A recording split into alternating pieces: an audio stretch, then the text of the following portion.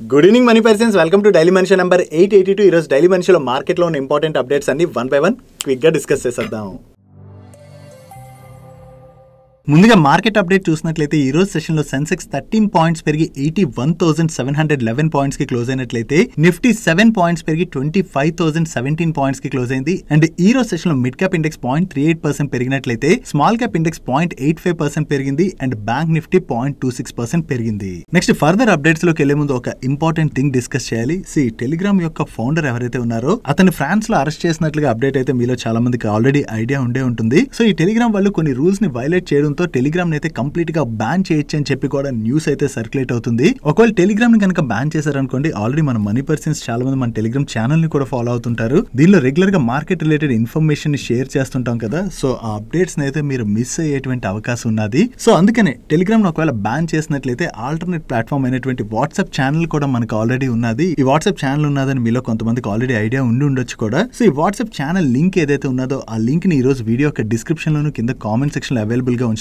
So ఆ link మీద click చేసి వాట్సాప్ ఛానల్లో జాయిన్ అవ్వడానికి ప్రయత్నించండి. ఒకవేళ టెలిగ్రామ్ ని కనుక బ్యాన్ చేసినట్లయితే అప్పటి నుంచి మన వాట్సాప్ ఛానల్లోని మీకు మార్కెట్ రిలేటెడ్ ఇన్ఫర్మేషన్ ఏదైతే ఉంటుందో ఆ ఇన్ఫర్మేషన్ ని రెగ్యులర్ గా పోస్ట్ చేస్తూ ఉంటాం. నెక్స్ట్ కొన్ని పవర్ కంపెనీస్ రిలేటెడ్ గా ఈ రోజు ఎకనామిక్ టైమ్స్ లోని ఒక ఇంపార్టెంట్ న్యూస్ అయితే వచ్చింది. వీళ్ళు ఏం చెప్తున్నారంటే రీసెంట్ గా బంగ్లాదేశ్ లోని వచ్చినటువంటి క్రైసిస్ గురించి మీరు అందరికి ఐడియా ఉన్నది కదా. సో బంగ్లాదేశ్ లో నడుస్తున్నటువంటి ఈ క్రైసిస్ వలన ఈ పవర్ కంపెనీస్ నియర్లీ $1 బిలియన్ వరకు పేమెంట్ రిస్క్ ని ఫేస్ చేస్తున్నట్టుగా వీళ్ళు పబ్లిష్ చేశారు. దీనిలో అదాని పవర్ వాళ్ళు బంగ్లాదేశ్ కి వీళ్ళ జార్ఖండ్ ప్లాంట్ ద్వారా ఎలక్ట్రిసిటీని సప్లై చేశారని అండ్ వీళ్ళకి $800 మిలియన్ వరకు బంగ్లాదేశ్ నుంచి అయితే రావాల్సి ఉన్నదని అండ్ వీళ్ళతో పాటుగా పిఎస్యు కంపెనీ అయినటువంటి ఎన్టీపీసీ వాళ్ళకి కూడా నియర్లీ $80 మిలియన్ వరకు బంగ్లాదేశ్ నుంచి రావాల్సి ఉన్నదని అండ్ అంతేకాకుండా పీటీసీ ఇండియా వాళ్ళకి కూడా ఈ మార్చ్ ఎండింగ్ నాటికి $84.5 మిలియన్ అయితే రావాలి అండ్ ఆగస్ట్ 25th నాటికి దానిలో వీళ్ళకి $46 మిలియన్ అయితే రిసీవ్ చేసుకున్నారు. బట్ రిమైనింగ్ పేమెంట్ అయితే రావాల్సి ఉన్నదని అండ్ అంతేకాకుండా సెయిల్ ఎనర్జీ ఇండియా వాళ్ళకి కూడా బంగ్లాదేశ్ నుంచి జూన్ ఎండింగ్ నాటికి $150 మిలియన్ వరకు రావాల్సి ఉన్నదని చెప్పి వీళ్ళు మెన్షన్ చేస్తున్నారు. అండ్ వీటితో పాటు పవర్ గ్రిడ్ వాళ్ళకి కూడా దగ్గరగా $20 మిలియన్ వరకు బంగ్లాదేశ్ నుంచి రావాల్సి ఉన్నదని వీళ్ళు మెన్షన్ చేశారు. అండ్ దీని రిలేటెడ్ గా వీళ్ళు already NTPC, SAIL energy and power grid అయితే అప్రోచ్ అయినట్లుగా బట్ ఇప్పటి వరకు వాళ్ళ దగ్గర నుంచి ఎటువంటి రెస్పాన్స్ రాలేదని చెప్పి వీళ్ళు మెన్షన్ చేయడం జరిగింది. వీళ్ళు బంగ్లాదేశ్ నుంచి ఈ పేమెంట్స్ రిలేటెడ్ గా కొంచెం ఇష్యూస్ ని ఫేస్ చేస్తున్న ఈ టూ కంట్రీస్ అంటే మన ఇండియా అండ్ బంగ్లాదేశ్ మధ్య ఉన్నటువంటి స్ట్రాంగ్ బాండ్ వల్ల ఇప్పటి వరకు పవర్ సప్లై అయితే ఈ కంపెనీస్ ఏవి ఆపలేదని చెప్పి వీళ్ళ సోర్సెస్ ద్వారా తెలిసిన ఇన్ఫర్మేషన్ అయితే మెన్షన్ చేయడం జరిగింది. చూడాలి వీళ్ళైతే ఈ కంపెనీస్ ని అప్రోచ్ అయ్యారు కదా, ఈ పేమెంట్స్ రిలేటెడ్ గా ఈ కంపెనీస్ దగ్గర నుంచి ఏమైనా రెస్పాన్స్ వస్తుందేమో.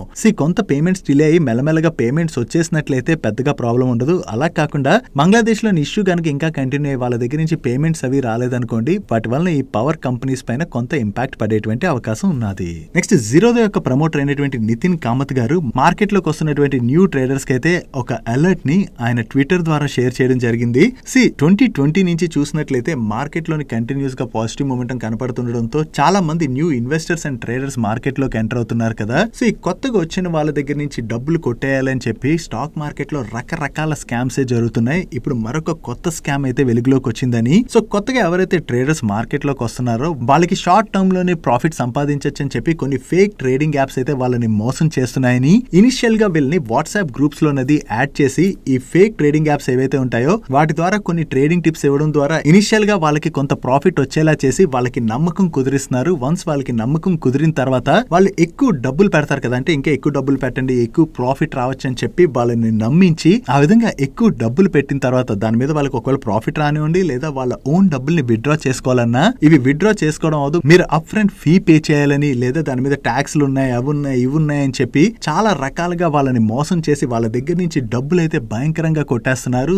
ఇటువంటి ఫేక్ ట్రేడింగ్ యాప్స్ తోని మార్కెట్ లోకి వచ్చినటువంటి కొత్త ట్రేడర్స్ చాలా జాగ్రత్తగా ఉండాలని చెప్పి నితిన్ కామత్ గారు ఆయన ట్విట్టర్ ద్వారా అలర్ట్ చేయడం జరిగింది. ఈవెన్ రీసెంట్ గా చూసినట్లయితే ఇటువంటి ఫేక్ ట్రేడింగ్ యాప్స్ భయంకరంగా పెరిగిపోయి మీకు షార్ట్ టర్మ్ లో డబ్బులు వచ్చేస్తాయి, మేము కొన్ని టిప్స్ ఇస్తాం, ఆ టిప్స్ ఫాలో అయ్యి ఆ ట్రేడింగ్ చేసినట్లయితే డబ్బులు వస్తాయని చెప్పి చాలా మందిని భయంకరంగా మోసం చేస్తున్నారు. అందుకనే మీకు ఇలా ఎవరైనా కాంటాక్ట్ అయినట్లయితే అటువంటి వారితో చాలా జాగ్రత్తగా ఉండండి. And me friends and family members కూడా ఇటువంటి వారిని నమ్మి మోసపోకండి. మర్చిపోకుండా ఈ ఇన్ఫర్మేషన్ వాళ్ళందరికీ కూడా రీచ్ అయ్యేలా షేర్ చేయడానికి ప్రయత్నించండి. నెక్స్ట్ లాస్ట్ ఫ్యూ మంత్స్ గా మనం చూసినట్లయితే మార్కెట్ లోని ఎస్ఎంఈ ఐపీఓస్ రిలేటెడ్ గా స్ట్రాంగ్ యుఫోరియా క్రియేట్ అవుతుంది కదా. ఆ యుఫోరియా మీరు ఇక్కడ స్క్రీన్ మీద చూడొచ్చు. యమహా 2 షోరూమ్స్ ఉన్నటువంటి ఒక ఢిల్లీ బేస్డ్ కంపెనీ ఎస్ఎంఈ ఐపీఓకి అయితే వచ్చింది. వీళ్ళు ఈ ఐపీఓ ద్వారా జస్ట్ 12 crores రైజ్ చేద్దాం అనుకుంటే ఈ ఐపీఓకి ఏకంగా 40.76 crores బిడ్స్ అయితే వచ్చాయి. అంటే టోటల్ గా 4,768 crores వర్త్ బిడ్స్ వచ్చినట్లుగా మనం అర్థం చేసుకోవచ్చు. సో దీన్ని బట్టి మీకు ఎస్ఎంఈ ఐపీఓస్ లోని ఎంత యుఫోరియా కనపడుతుంది అన్నది క్లియర్ గా అర్థమవుతుంది కదా. మార్కెట్ ఇప్పుడు పాజిటివ్ గా ఉన్నది కాబట్టి యుఫోరియాలోని ఎందులో పడితే అందులో ఇన్వెస్ట్ చేస్తే డబ్బులు వస్తాయని చెప్పి ఎలాంటి ఎస్ఎంఈ ఐపీఓ వచ్చినా సరే చాలా స్ట్రాంగ్ గా ఇన్వెస్ట్ చేసేస్తున్నారు. కాకపోతే ఒకటి గుర్తు పెట్టుకోండి, ఈ ఎస్ఎంఈ కంపెనీస్ ఏవైతే ఉంటాయో వాటి రిలేటెడ్ గా మనకి మార్కెట్ లోని కంప్లీట్ డేటా అయితే అవైలబుల్ గా ఉండదు. అంటే ఇటువంటి వాటిలో ఏదైనా రిస్క్ అది ఉన్నా కూడా మనకి క్లియర్ గా తెలియదు. కాబట్టి ఇలాంటి వాటిలో మార్కెట్ లో కనపడుతున్నటువంటి యుఫోరియా చూసి ఇన్వెస్ట్ చేసాం అనుకోండి, మార్కెట్ అటు ఇటుగా కొంచెం ఏమైనా అయినా సరే మన ఇన్వెస్ట్మెంట్ లోని మనం భారీ నష్టాలే చూసేటువంటి అవకాశం ఉన్నది. అందుకనే మార్కెట్ లో కనపడుతున్నటువంటి యుఫోరియాని చూసి మీ ఇన్వెస్ట్మెంట్ డిసిషన్స్ అయితే తీసుకోకండి. ఎందుకంటే ఇలా ఇన్వెస్ట్మెంట్ డిసిషన్ తీసుకున్నట్లయితే ఒక్కసారి మార్కెట్ అటు ఇటుగా అయినా సరే మనం ఇన్వెస్ట్ చేసినటువంటి డబ్బుల్ని కోల్పోయేటువంటి ప్రమాదం ఉన్నదన్నది అందరూ గుర్తుపెట్టుకోవాలి. డైలీ మార్కెట్ లో వచ్చేటువంటి ఇటువంటి ఇంపార్టెంట్ అప్డేట్స్ ని మీతో డీటెయిల్ గా షేర్ చేయడానికి మన మనీ పర్స్ టీమ్ ఏవైతే ఎఫర్ట్స్ పెడుతుందో ఆ ఎఫర్ట్స్ కనుక మీకు హెల్ప్ఫుల్ అవుతున్నట్లయితే ఈ వీడియోని మర్చిపోకుండా లైక్ చేయడానికి ప్రయత్నించండి. నెక్స్ట్ రైల్టెల్ వాళ్ళకి ఈస్టర్న్ రైల్వే దగ్గర నుంచి approximately 70 crore 93 lakhs worth order వచ్చింది. ఈ ఆర్డర్ లో భాగంగా వీళ్ళు ఈస్టర్న్ రైల్వే వాళ్ళ కోసం ల్యాన్ ఇన్ఫ్రా, ఐపీ ఎక్స్చేంజ్ తో పాటుగా వేరియస్ అదర్ వర్క్స్ చేయనున్నారు. అంటే ఈ కాంట్రాక్ట్ ని వీళ్ళు 2025 November 25 కల్లా ఎగ్జిక్యూట్ చేయవలసి ఉన్నది. వీళ్ళకి కొత్తగా ఏదైతే ఆర్డర్ వచ్చిందో ఇది రైల్టెల్ వాళ్ళ రిలేటెడ్ గా మనం పాజిటివ్ గా అర్థం చేసుకోవచ్చు. నెక్స్ట్ పారస్ డిఫెన్స్ వాళ్ళు ఫండ్ రైజ్ చేయబోతున్నట్టుగా రీసెంట్ గా అనౌన్స్ చేశారు కదా. దీనిలో భాగంగా వీళ్ళ బోర్డు ఈ రోజు మీట్ అయ్యి క్యూఐపీ రూట్ లోని 200 crores ఫండ్ రైజ్ చేయడానికి అప్రూవ్ చేయడం జరిగింది. సో ఈ ఫండ్ రైజ్ ఏదైతే వీళ్ళు చేయబోతున్నారో దాన్ని కంపెనీ యొక్క ఫ్యూచర్ గ్రోత్ రిలేటెడ్ గా అది యూజ్ చేసేటువంటి అవకాశం ఉన్నది. Next Zee entertainment and Sony merger చాలా రోజుల క్రితమే క్యాన్సిల్ అయిపోయింది. అది మనందరికి ఐడియా ఉన్నది కదా. ఈ మర్జర్ క్యాన్సిల్ అవడంతో రెండు కంపెనీస్ మధ్యన డిస్ప్యూట్స్ అయితే పెరిగాయి. ఈ డిస్ప్యూట్స్ పెరగడంతో ఒకరిపైన ఒకళ్ళు రెగ్యులేటరీ అథారిటీస్ దగ్గర డిస్ప్యూట్స్ ని రైజ్ చేయడం జరిగింది. దీంతో Singapore international arbitration centre and NCLT దగ్గర ఈ ఇష్యూస్ అయితే ప్రెసెంట్ నడుస్తున్నాయి. కానీ ఇప్పుడు జీ ఎంటర్టైన్మెంట్ అండ్ సోనీ వాళ్ళు వీళ్ళ మధ్యన ఉన్నటువంటి ఇష్యూస్ అన్నిటిని సెటిల్మెంట్ చేసుకోవడంతో అన్ని రెగ్యులేటరీ అథారిటీస్ దగ్గర ఏవైతే వీళ్ళ అప్లికేషన్స్ ని ఫైల్ చేస్తారో అప్లికేషన్స్ అన్నిటిని కూడా ఈ రెండు కంపెనీస్ కూడా విత్డ్రా చేసుకున్నట్టుగా ఈ రోజు అనౌన్స్ చేయడం జరిగింది. సో ఇష్యూని సెటిల్ చేసుకుని ఇప్పుడు రెండు కంపెనీస్ కూడా ఫ్యూచర్ గ్రోత్ పైన ఫోకస్ చేయబోతున్నట్టుగా జీ ఎంటర్టైన్మెంట్ వాళ్ళ మేనేజ్మెంట్ అయితే కామెంట్ చేయడం జరిగింది. సో జీ ఎంటర్టైన్మెంట్ వాళ్ళు సోనీతో ఉన్నటువంటి ఇష్యూని సెటిల్ చేసుకున్నారన్న అప్డేట్ తోనే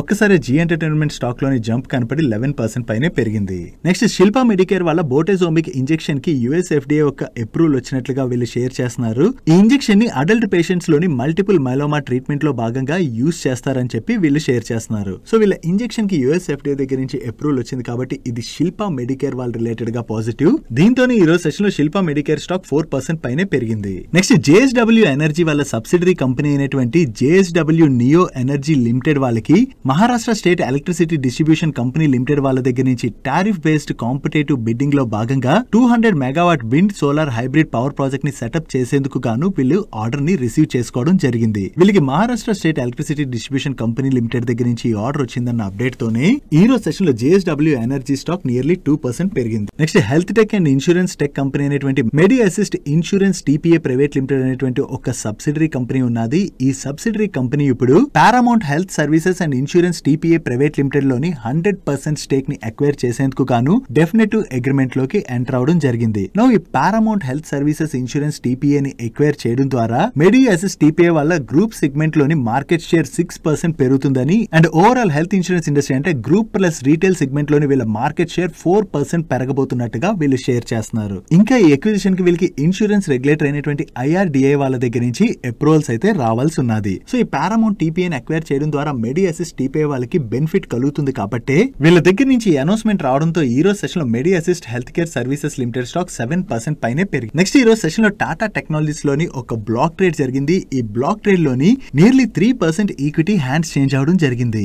మైట్ బి ఈ బ్లాక్ ట్రేడ్ లోని బయర్స్ దగ్గర నుంచి కూడా మంచి ఇంట్రెస్ట్ కనపడి ఉండొచ్చు. దీంతోనే ఈ రోజు సెషన్ లో టాటా టెక్నాలజీ స్టాక్ 4% పైనే పెరిగింది. సో ఈ బ్లాక్ ట్రేడ్ లో సెల్లర్స్ ఎవరు బయర్స్ ఎవరు అనే డీటెయిల్స్ మనకి ఈ రోజు నైట్ కి అప్డేట్ అవుతాయి. Next solar panels and models ని మ్యానుఫ్యాక్చర్ చేసేటువంటి ఇన్సోలేషన్ ఎనర్జీ లిమిటెడ్ వాళ్ళ సబ్సిడరీ కంపెనీ అయిన Insolation Green Energy Private Limited వాళ్ళకి Race Green Energy Manufacturing Private Limited అనేటువంటి కంపెనీ నుంచి సోలార్ పీవీ మోడల్స్ ని సప్లై చేసేందుకు గాను ఒక ఆర్డర్ ఆర్డర్ ని రిసీవ్ చేసుకున్నారు. అండ్ ఈ order value approximately 30 crores 54 lakhs. So వీళ్ళకి 30 crores వర్త్ ఆర్డర్ వచ్చిందన్న అప్డేట్ తోనే ఈ రోజు సెషన్ లో ఇన్సోలేషన్ ఎనర్జీ స్టాక్ నియర్లీ 10% పెరిగి అప్పర్ సర్క్యూట్ లో లాక్ అయిపోయింది.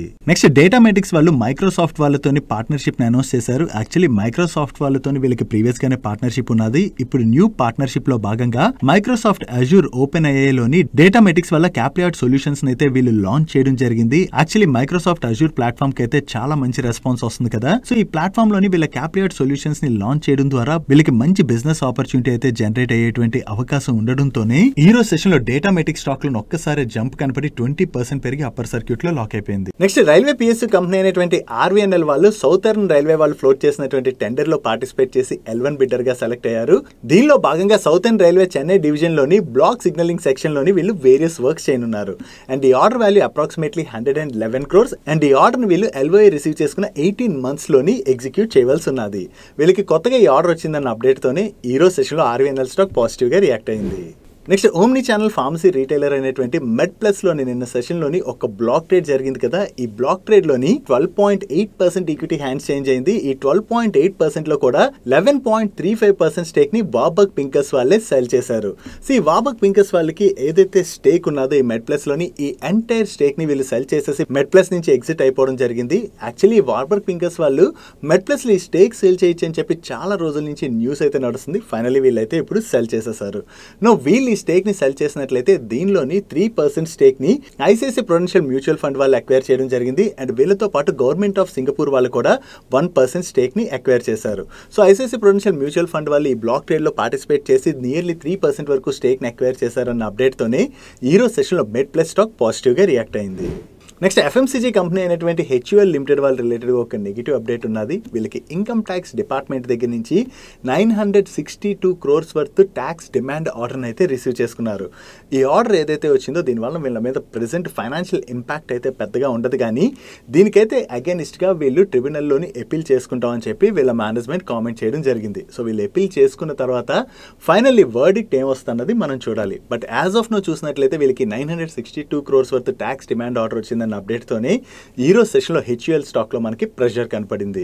నెక్స్ట్ ఇమామి వాళ్ళు వాళ్ళ బిజినెస్ ఎక్స్పాన్షన్ ప్లాన్ లో భాగంగా ఇయర్ 2020 లోని పెట్ కేర్ ఆయుర్వేదిక్ ప్రొడక్ట్స్ తయారు చేసేటువంటి స్టార్ట్అప్ కంపెనీ అయిన కెనిస్ లూపస్ లోని నియర్లీ 30% స్టేక్ ని అయితే అక్వైర్ చేశారు. ఫర్దర్ గా కూడా ఈ కంపెనీలోని వీళ్ళు మరికొంత స్టేక్ ని పెంచుకోవడంతో ఓవరాల్ గా ప్రెసెంట్ చూసినట్లయితే ఈ కంపెనీలో వీళ్ళు 47% స్టేక్ ని హోల్డ్ చేస్తున్నారు. ఆ బ్యాలెన్స్ స్టేక్ ఏదైతే ఉన్నదో దాన్ని నియర్లీ 5 crores పెట్టి అక్వైర్ చేసినట్టుగా ఇమామి నిన్న అయితే అనౌన్స్ చేసింది. దీంతో ఈ కంపెనీలో వీళ్ళు 100% స్టేక్ ఎక్విజిషన్ కంప్లీట్ అయింది. ఈ పెట్ కేర్ ఇండస్ట్రీ బాగా గ్రో అవుతున్నది కదా, చాలా మంది పెట్స్ ని అడాప్ట్ చేసుకుంటున్నారు. సో దీంతో ఈ పెట్ కేర్ ఇండస్ట్రీలో ఏదైతే ఆపర్చునిటీ ఉన్నదో ఆ ఆపర్చునిటీని క్యాటర్ చేసేందుకు గాను ఈ కంపెనీని అయితే స్ట్రాంగ్ గా గ్రో చేయడానికి ఇమామి వాళ్ళు ప్రయత్నిస్తున్నారు.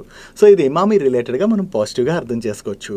నెక్స్ట్ సోలార్ ఎనర్జీ సెక్టర్ లోని వాళ్ళ బిజినెస్ ని ఆపరేట్ చేసేటువంటి ప్రీమియర్ ఎనర్జీస్ IPO ఈ రోజు నుంచి ఓపెన్ అయింది కదా. ఈ IPO రిలేటెడ్ గా మనం ఇప్పుడు బ్రీఫ్ గా డిస్కస్ చేసుకుందాం. ముందుగా వీళ్ళ క్లయింట్స్ చూసినట్లయితే NTPC, Tata power solar systems, Panasonic life solutions and luminous లాంటి పెద్ద పెద్ద క్లయింట్స్ వీళ్ళకున్నారు. అండ్ అంతేకాకుండా ఈ IPO నిన్న యాంకర్ బుక్ కూడా ఓపెన్ అయింది కదా. అండ్ యాంకర్స్ దగ్గర నుంచి కూడా ఈ IPO లోని మంచి పార్టిసిపేషన్ కనపడింది. And coming to their business, వీళ్ళు సోలార్ PV సెల్స్ అంటే photovoltaic cells and solar modules తో పాటుగా కస్టమైజ్డ్ సోలార్ రిలేటెడ్ ప్రొడక్ట్స్ ని కూడా మ్యానుఫ్యాక్చర్ చేసి సెల్ చేస్తుంటారు. అండ్ ఇవే కాకుండా వీళ్ళు సోలార్ ప్రాజెక్ట్స్ EPC వర్క్స్ తో పాటుగా ఆపరేషన్ అండ్ మెయింటెనెన్స్ సర్వీసెస్ ని కూడా ఆఫర్ చేస్తుంటారు. అండ్ వీటితో పాటు వీళ్ళకి జార్ఖండ్ లోని 2 మెగావాట్ కెపాసిటీ కలిగినటువంటి ఒక సోలార్ పవర్ ప్లాంట్ కూడా ఉన్నది. అండ్ ఈ పవర్ ప్లాంట్ ద్వారా ఏదైతే పవర్ జనరేట్ అవుతుందో దాన్ని సేల్ చేయడం ద్వారా కూడా వీళ్ళకి రెవెన్యూస్ జనరేట్ అవుతుంటాయి. And coming to organization structure, ఈ కంపెనీకి ఓవరాల్ గా 8 సబ్సిడరీస్ అండ్ అసోసియేట్ కంపెనీస్ ఉన్నాయి. వాటి డీటెయిల్స్ ని మీరు ఇక్కడ స్క్రీన్ పై చూడొచ్చు. అండ్ ఇది మన తెలుగు స్టేట్ కి చెందినటువంటి కంపెనీ. ఈ కంపెనీకి ఓవరాల్ గా 5 మ్యానుఫ్యాక్చరింగ్ ఫెసిలిటీస్ ఉన్నాయి. All are located in Hyderabad. And వీళ్ళ దగ్గర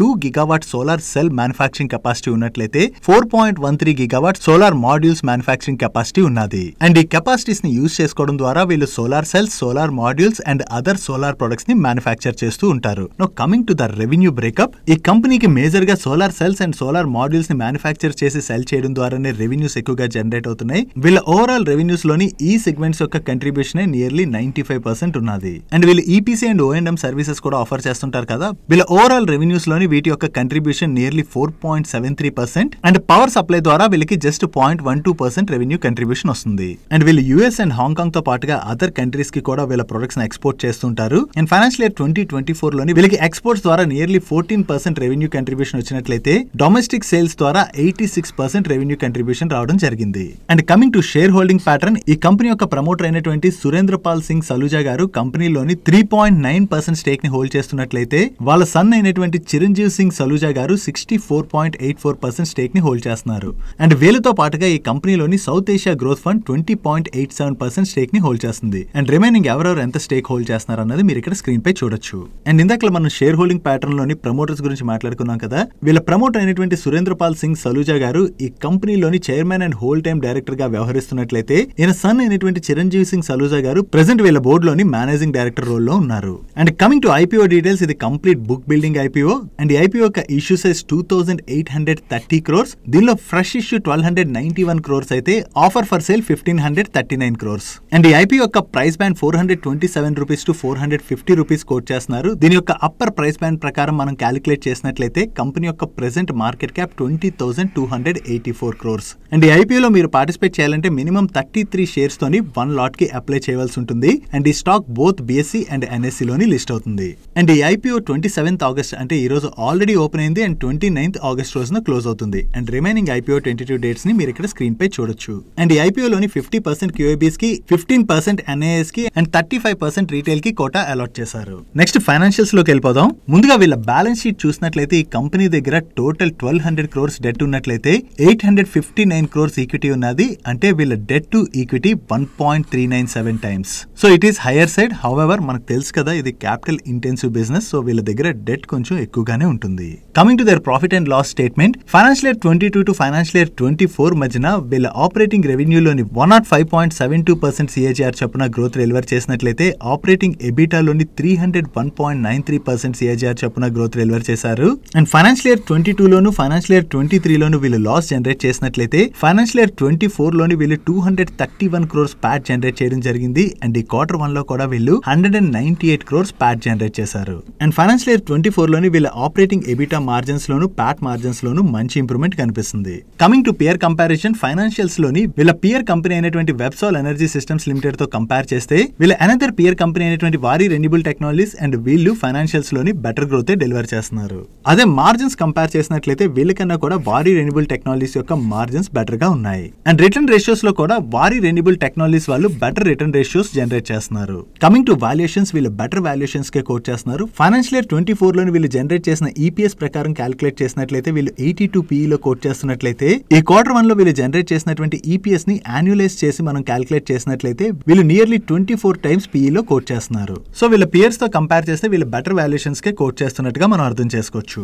అండ్ వీళ్ళ దగ్గర ఈ జూలై ఎండింగ్ నాటికి 5,926 crores వరకు స్ట్రాంగ్ ఆర్డర్ బుక్ ఉన్నది. నో రిస్క్ గురించి మనం మాట్లాడుకోవాలంటే వీళ్ళు ఓవరాల్ గా ఏదైతే రా మెటీరియల్ ని ఇంపోర్ట్ చేసుకుంటున్నారో దీనిలోని 48.47% ఆఫ్ ది రా మెటీరియల్ ని వీళ్ళు చైనా నుంచే ఇంపోర్ట్ చేసుకుంటున్నారు. సో చైనాలోని ఏదైనా డిస్రప్షన్ జరిగినట్లయితే దానివల్ల వీళ్ళపైన రిస్క్ ఉంటుంది. అండ్ అంతేకాకుండా చైనా నుంచి చేసుకునేటువంటి ఈ ఇంపోర్ట్స్ పైన గవర్నమెంట్ ఆఫ్ ఇండియా ఒకవేళ యాంటీ డంపింగ్ డ్యూటీ లాంటివి ఏమైనా విధించినట్లయితే వీళ్ళ రా మెటీరియల్ కాస్ట్ బాగా పెరుగుతుంది. కాబట్టి దాని వలన కూడా వీళ్ళపైన ఇంపాక్ట్ ఉంటుంది అన్నది మనం గుర్తుపెట్టుకోవాలి. అండ్ ఐపీఓ రిలేటెడ్ గా మా పర్సనల్ వ్యూ షేర్ చేసే ముందు స్టాండర్డ్ డిస్క్లైమర్, ఇప్పటి వరకు మేము ఏదైతే ఇన్ఫర్మేషన్ షేర్ చేసామో ఇది కేవలం ఎడ్యుకేషన్ పర్పస్ కోసమే యూజ్ చేసుకుని ఫర్దర్ గా దీనిపైన వర్క్ చేసి కంప్లీట్ గా మీకు అర్థమైన తర్వాత మీ ఇన్వెస్ట్మెంట్ డిసిషన్ తీసుకోవడం బెటర్. ఒకవేళ మీ అంతటా మీరు రీసెర్చ్ చేయలేకపోయినట్లయితే మీ ఫైనాన్షియల్ అడ్వైజర్ యొక్క సలహా తీసుకుని ఇన్వెస్ట్ చేయడం బెటర్. అండ్ ఐపీఓ రిలేటెడ్ గా చూసినట్లయితే ఇది రెన్యూబుల్ ఎనర్జీ సెక్టర్ నుంచి వస్తున్నటువంటి కంపెనీ అవడంతో మార్కెట్ లో అయితే ఈ కంపెనీ రిలేటెడ్ గా డిమాండ్ అయితే బాగానే కనపడుతుంది. అది మనం యాంకర్ బుక్ లో కూడా చూసాం కదా. సో ప్రెసెంట్ డిమాండ్ అయితే బాగానే కనపడుతున్నది కాబట్టి ఈ ఐపీఓ లోని మంచి లిస్టింగ్ గెయిన్స్ వచ్చేటువంటి అవకాశాలు అయితే కనిపిస్తున్నాయి. హౌఎవర్ లాస్ట్ డే వరకు ఐపీఓ సబ్స్క్రిప్షన్ ఎలా అవుతుంది అన్నది చూసి అప్పుడు మన ఇన్వెస్ట్మెంట్ రిలేటెడ్ డిసిషన్ తీసుకోవడం అన్నది better. That's it for today's daily మంచి. ఈ రోజు డైలీ మంచిలో మే షేర్ చేసిన ఇన్ఫర్మేషన్ మీకు నచ్చినట్లయితే ఈ వీడియోని లైక్ చేయండి. ఈ video me friends and family members helpful అవుతుంటే ఈ వీడియోని వాళ్ళకి షేర్ చేయండి. అండ్ మీరు ఇదే ఫస్ట్ టైం మన మనీ పర్స్ ఛానల్కి వచ్చి ఛానల్ ఇంకా సబ్స్క్రైబ్ చేయలేనట్లయితే ఇక్కడున్న ఛానల్ లోగో మీద క్లిక్ చేసి ఛానల్ సబ్స్క్రైబ్ చేసుకుంటూ పక్కన బెల్ ఐకాన్లోని ఆల్ నోటిఫికేషన్స్ యాక్టివేట్ చేసుకోండి. నేను చంద్రశేఖర్ పత్తి. రాత్రి మరొక ఇంట్రెస్టింగ్ వీడియోతో కలుద్దాం. Good night.